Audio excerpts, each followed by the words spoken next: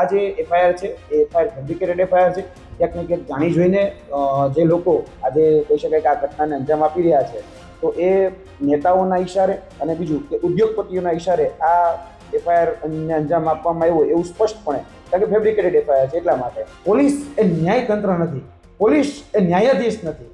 જે રીતે પોલીસ આજે ન્યાયાધીશની જેમ ન્યાય કરી રહી છે કે અમે કહીએ જ સાચું અને અમે દેખાડીએ જ સાચું, તો એ વાત ખોટી છે. તમે જ્યારે હિંસા કરી તો સામે પ્રત્યાઘાત સહન કરવા માટે પણ તમારે તૈયાર રહેવું છે, કારણ કે કાયદો તમે પહેલા હાથમાં લીધો છે એટલા માટે સામે પક્ષેથી કાયદો તોડવામાં આવ્યો હોઈ શકે છે. પાડલિયા ગામની ઘટના લઈને આપણી સાથે વિદ્યાર્થી નેતા યુવરાજસિંહ જાડેજા જોડાયા છે, તેમની સાથે વાત કરવાનો પ્રયાસ કર્યો છું. આપ આખી ઘટનાને કઈ રીતે જોઈ રહ્યા છો? ખાસ કરીને હું આ જે ઘટના છે એ ઘટના મને એવું લાગે છે કે સુનિયોજિત કાવતરના ભાગરૂપે રચાયેલી ઘટના છે. પાડલિયા ગામમાં જે ઘટના બની એમાં વન કર્મચારીઓ જે છે એ વન કર્મચારીઓ ત્યારે પોલીસના પ્રોટેક્શન સાથે એ પાડલિયા ગામમાં પહોંચ્યા હતા. સૌપ્રથમ પાડલિયા ગામના જે ગ્રામજનો છે એ ગ્રામજનોએ એમને કીધું કે ભાઈ તમે કોઈ પરમિશન સાથે કોઈ નોટિસ સાથે આવ્યા છો, ગ્રામ સભાની એ પરમિશન લેવી જરૂરી હોય છે, તમારે કોઈ પણ કામ કરવું હોય તો ના નથી. અને જે વન અધિકાર નિયમનો જે 2006 નો કાયદો છે એ પણ બહુ સ્પષ્ટ કહે છે કે તમે કોઈ પણ પ્રકારનું પ્લાન્ટેશન પણ કરવા માંગતા હોય તો પણ તમારે એ નોટિસ આપવી જરૂરી છે. છતાં પણ કોઈ પ્રકારની નોટિસ આપવામાં નથી આવી, ગ્રામજનોને જાણ કરવામાં નથી આવી. અને આના પહેલા પણ આવી ઘટના ઘટી ગઈ હતી, 10 દિવસ પહેલા જ એક આવી ઘટના પણ ઘટી હતી અને એમાં પણ એક એફઆઈઆર દાખલ થઈ હતી. હવે આ જે ઘટના પાડલિયા ખાતે જે 13 ડિસેમ્બરના રોજ બની, એમાં અમે એ વાત સાથે બહુ સ્પષ્ટ છીએ કે ભાઈ કાયદો તોડવામાં આવ્યો છે તો કાયદો સૌપ્રથમ પોલીસે તોડ્યો છે, પછી સામે પક્ષે ક્યાંક ને ક્યાંક કાયદો હાથમાં લેવાનો જે પ્રયાસ થયો છે એ પણ ન થવો જોઈએ. બીજું કે પોલીસ કર્મચારીઓને કે બીજા કોઈ વન કર્મચારીઓને જે માર માર્યો હોય કે વન કર્મચારીઓ અત્યારે કે હોસ્પિટલમાં હોય, તો મેં એની સાથે પણ અમારી સંવેદનાઓ વ્યક્ત કરીએ છીએ. અમને એની સાથે પણ સહાનુભૂતિ છે, એમાં ના જ નથી.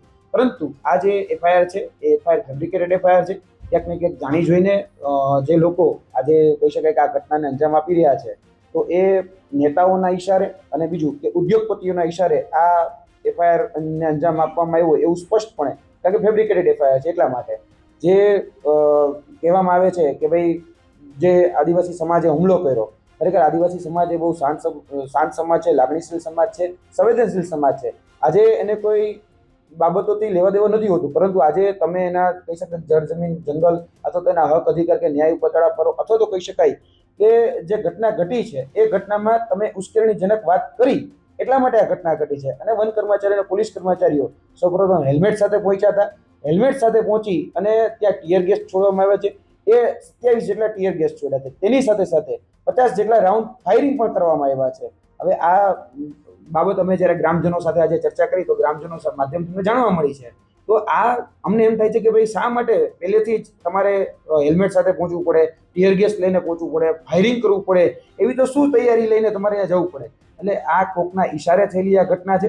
અમે એ વાત સ્પષ્ટતા સાથે કહીએ છીએ કે તાલી એક હાથે ન વાગે, તાલી બે હાથે વાગે. તમે એક સાઈડનું જે દ્રશ્ય બતાડી રહ્યા છો એ ક્યાંક ને ક્યાંક ખામીયુક્ત છે. અને અમે સ્પષ્ટ માંગણી કરીએ છીએ આ માધ્યમથી કે તાત્કાલિક ધોરણે સામે પક્ષે પણ એફઆઈઆર નોંધવામાં આવે. જે આદિવાસી સમાજનું જે વર્ઝન છે, આદિવાસી સમાજનો જે દ્રષ્ટિકોણ છે એ પણ નોંધવામાં આવે. પોલીસ એ ન્યાયતંત્ર નથી, પોલીસ એ ન્યાયાધીશ નથી. જે રીતે પોલીસ આજે ન્યાયાધીશની જેમ ન્યાય કરી રહી છે કે અમે કહીએ જ સાચું અને અમે દેખાડીએ જ સાચું, તો એ વાત ખોટી છે. પોલીસને પણ કહેવા માંગીએ છીએ કે તમે આજે આદિવાસી સમાજને ઉશ્કેરો છે, આદિવાસી સમાજને ભટકાયો છે, આદિવાસી સમાજને તમે ભડકાયો છે. અને એના પાપના રૂપે ક્યાંક ને ક્યાંક જે કહી શકાય, તમે જેમ કહેતા હતા કે ભાઈ તીરકામઠા લઈને ભેગા થતા, બીજા બધા હથિયારો લઈને ભેગા થતા. આજે અમે પણ આદિવાસી સમાજ સાથે બેઠા હતા. કોઈ તીરકામઠા લઈને નહોતા આવ્યા, કોઈ ગોફણ લઈને નહોતા આવ્યા, કોઈ બીજા કોઈ હથિયારો લઈને નહોતા આવ્યા. એ આદિવાસી સમાજ આજે સંવેદનશીલતા સાથે જ્યાં અમારી સાથે પણ ભેગો થયો હતો. અને હિંસાની વાત જ નહોતી, પણ તમે જ્યારે હિંસા કરી તો સામે પ્રત્યાઘાત સહન કરવા માટે પણ તમારે તૈયાર રહેવું છે, કારણ કે કાયદો તમે પહેલા હાથમાં લીધો છે એટલા માટે સામે પક્ષેથી કાયદો તોડવામાં આવ્યો હોઈ શકે છે. શું ઘટના ઘટી છે એ તો ન્યાયતંત્ર નક્કી કરશે. અમે એ જ કહીએ છીએ કે ન્યાયતંત્રને નક્કી કરે, તો પોલીસ તંત્ર કે નેતા તંત્ર એ ન્યાય નક્કી નહીં કરે. બીજા તરફે બીજા પક્ષે એફઆઈઆર નોંધવામાં આવે. જે પણ સત્ય છે, જે પણ તથ્ય છે એ અદાલત સમક્ષ જાય અને પછી દૂધનું દૂધ અને પાણીનું પાણી થશે. અમે સ્પષ્ટતા સાથે કહીએ છીએ કે સામે પક્ષે પણ ચિત્ર જોવામાં આવે. સામે પક્ષે શા માટે દબાવવામાં આવે છે, કોના ઈશારે દબાવવામાં આવે છે, ક્યાં રાજનેતા દબાવી રહ્યા છે, ક્યાં એસપી દબાવી રહ્યા છે, ક્યાં કલેક્ટર દબાવી રહ્યા છે, શા માટે દબાવી રહ્યા છે?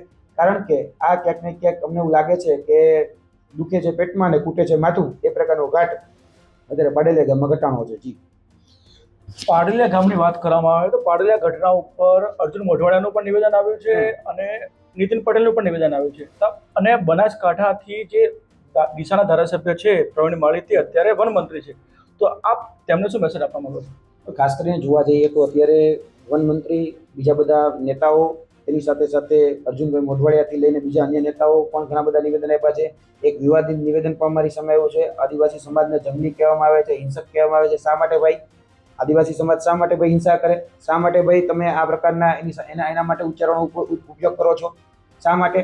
બીજું કે તમને જે કર્મચારીઓ હતા, જે તમારા પોલીસ કર્મચારીઓ હોય, વહીવટી તંત્રના કર્મચારીઓ હોય, કે પ્રશાસન તંત્રના કર્મચારીઓ હોય, તમને અહીંયા સંવેદનાઓ વ્યક્ત કરવાનો સમય છે, તો શા માટે ભાઈ આદિવાસી સમાજના દીકરા દીકરીઓ જે હાનિ પહોંચી છે, એના યુવાનોને અત્યારે જે માર મારવામાં આવ્યો છે, ત્યાં તમારે સંવેદનાઓ વ્યક્ત કરવાનો સમય નથી? અને જો તમે એમ કહેતા હોય કે આદિવાસી સમાજની તમને બહુ ચિંતા છે, બહુ પીડા છે, તો તમે પાડલિયા ગામે આવ્યા હોત ને. આ જે બંગા ફૂકો છો, જે કહી શકાય કે મીડિયાની અંદર તમે જે વાત મૂકો છો, તો તમને ખરેખર સંવેદના હોય તો આજે તમે ત્યાં ડીસાથી અહીંયા પહોંચી શકતા હતા, પણ તમે નથી પહોંચ્યા. તમારો તો સૌથી નજીકનો વિસ્તાર થાય છે, છતાં પણ તમે ત્યાં કહી શકાય કે જે જગ્યાએ હોસ્પિટલમાં દાખલ કરવામાં આવ્યા છે ત્યાં તમે પહોંચો છો, પણ જ્યાં પહોંચવાનું છે, જે આદિવાસી સમાજને પણ હાનિ થઈ છે. 35 જેટલા લોકો એ પાડલિયા ગામની અંદર ઈજાગ્રસ્ત થયા છે. એ ભયના વાંકે એ કહી શકાય કે કોઈ ખાનગી હોસ્પિટલમાં કે સરકારી હોસ્પિટલમાં ન જતા, કે એને પૂરી દેશે, કાં એને ધમકાવશે, કાં એને ડરાવશે. આવું બન્યું છે. કેમ કે 13 તારીખે જે ઘટના બની એના બીજા જ દિવસે જે ગ્રામજનોએ વર્ઝન આપ્યું એ હું તમને કહું છું કે બીજા જ દિવસે તપાસ કમિટીના નામે, FSLના નામે એ બધું જ કહી શકાય કે તમે હગે વગે કરી નાખ્યું છે.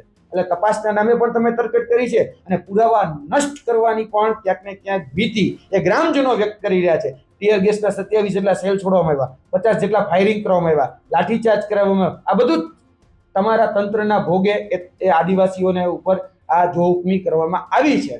જો તમે બહુ પાકસાફ હોય, જો તમને બહુ ઈમાનદારી હોય, જો તમે આદિવાસી સમાજની સંવેદનશીલતા હોય, તો તમે પાડલિયા ગામમાં આવ્યા હોત, પણ તમે નથી આવ્યા.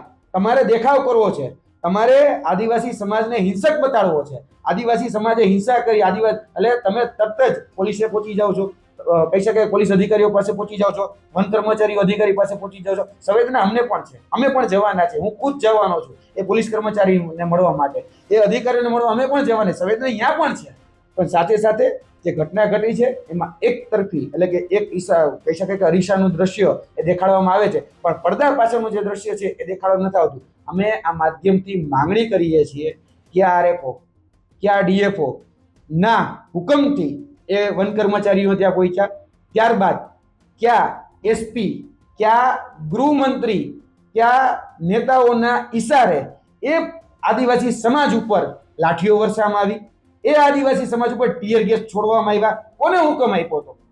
શા માટે કહી શકાય કે ટીયર ગેસ છોડવામાં આવ્યો? શા માટે ગોળીબાર કરવામાં આવ્યો?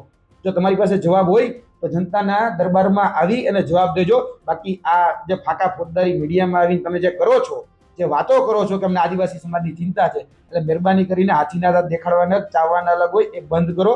જે વાસ્તવિકતા છે એ વાસ્તવિકતાનો સામનો કરો. આદિવાસી સમાજ એ લાગણીશીલ સમાજ છે. આદિવાસી સમાજ ક્યારેય પણ હિંસક ન હોઈ શકે. આજે તમે ઘા કર્યો છે એની સામે પ્રત્યાઘાત થયો છે, બરાબર? તાલી એક હાથે નથી વાગી, તાલી બે હાથે વાગી છે. અને તમે એક જ દેખાડો કે એક સાઈડનું દ્રશ્ય તમે દેખાડો, અહીંયા તમારી ભૂલ છે. વિશ્વ આદિવાસી દિવસ અને બિરસા મુંડાની જન્મ જયંતિ રાજ્ય સરકાર દ્વારા ગામે ગામ, જિલ્લા જિલ્લા અને ઉમરગામથી અંબાજી સુધીના પટ્ટામાં સારી રીતે ઉજવવામાં આવે છે, તો આ બાબતને આપ કઈ રીતે જોઈ રહ્યા છો? જોવા જઈએ તો આદિવાસી સમાજના જે કહી શકાય કે દિવસો છે, એની જે લોક પરંપરાઓ છે, એની જે રહેણી કહેણી, જેની જે સંસ્કૃતિ છે, એને હંમેશા બિરદાવવી જોઈએ. એમાં ના જ નથી, પણ એના નામે દેખાડા શા માટે? આજે ડેડિયાપાડામાં જોવા જઈએ તો નરેન્દ્ર મોદી આવે છે. નરેન્દ્ર મોદીને કેમ ભાઈ?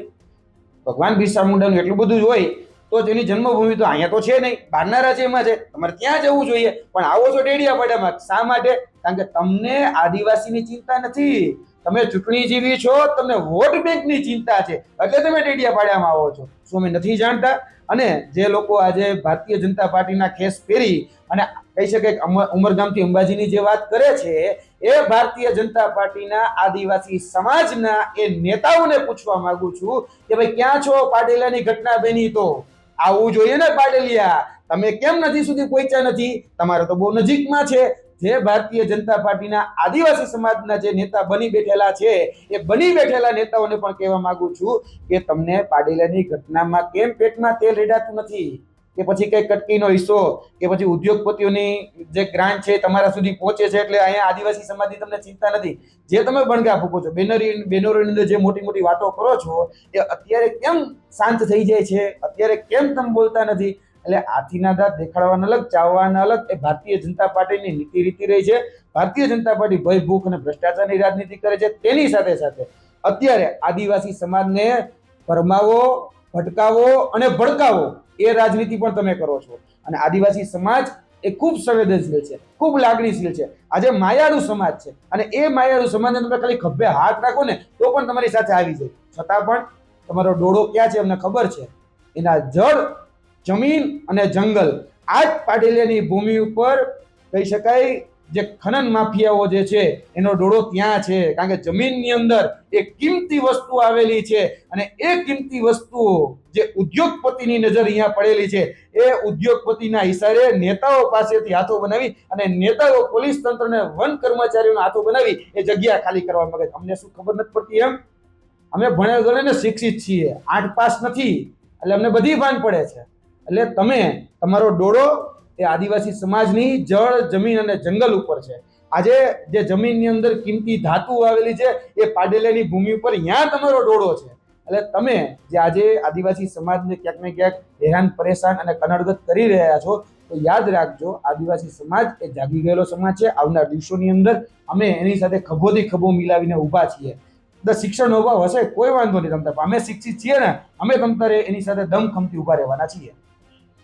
તો આ હતા વિદ્યાર્થી નેતા જેમણે પાડેલાની ઘટના પર દિલ ખોલીને વાત કરી, તેને તમામ સવાલોના જવાબ આપ્યા હતા. ગુજરાત તક માટે શક્તિસિંહ રાજપૂતનો રિપોર્ટ.